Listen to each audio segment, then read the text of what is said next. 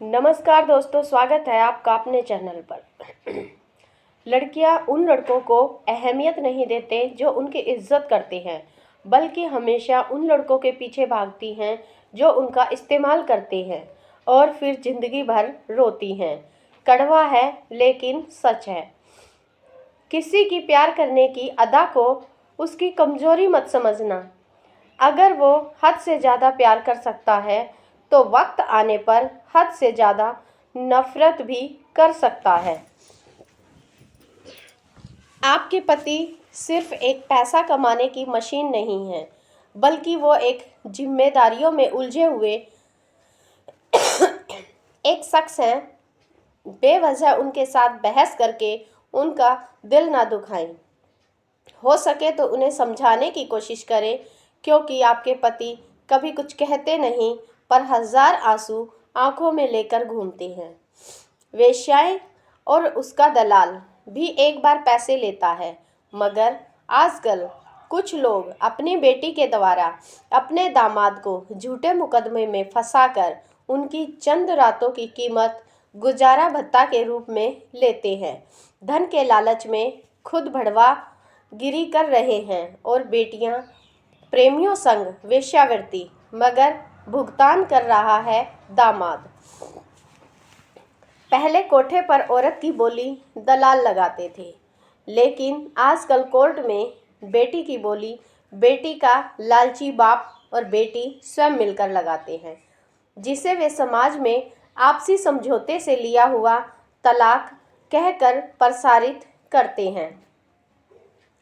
लालची माँ बाप को कोई ज़रूरत नहीं है अपनी लड़की को डिप्लोमा, डिग्री या हायर स्टडी कराने की। सिर्फ उसकी शादी ही काफ़ी है पैसा कमाने के लिए। एक शादी से 15 से 20 लाख तो कमा ही लेती है।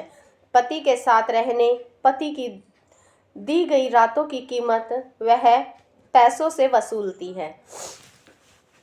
यदि आपका किसी नीच परिवार में रिश्ता हो गया है तो आपको उनकी हर शर्त माननी पड़ेगी, चाहे वह नाजायज ही क्यों न हो। अगर वह ऊंची आवाज़ में बात करे तो भी आपको जवाब नहीं देना है। यदि आपने ऐसा नहीं किया तो आप दहेज मांगने एवं घरेलू हिंसा के अपराधी हैं।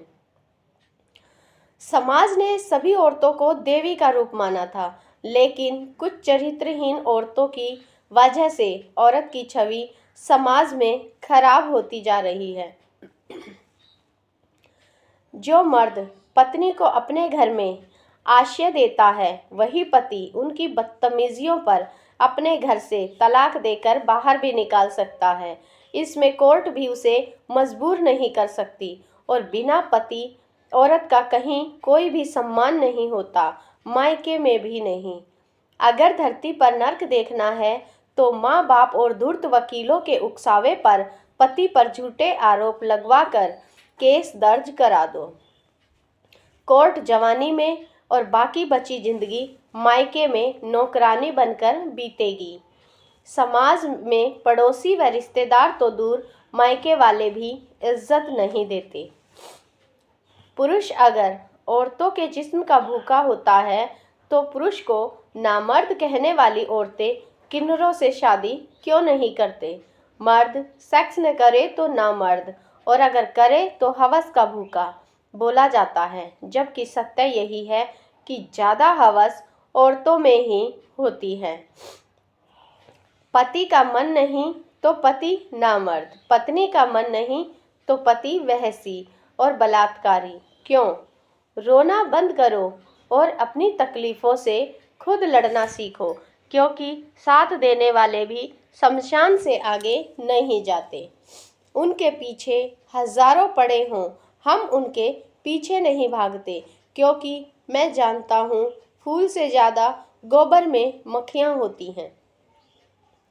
बहुत शौक था मुझे सबको खुश रखने का, होश तब आया जब खुद को ज़रूरत के वक्त अकेला पाया। दोस्तों, आज की वीडियो में बस इतना ही। आपको यह कैसी लगी कमेंट बॉक्स में ज़रूर बताएं। तो मिलते हैं फिर अगली वीडियो के साथ। तब तक के लिए नमस्कार। आप खुश रहें, स्वस्थ रहें।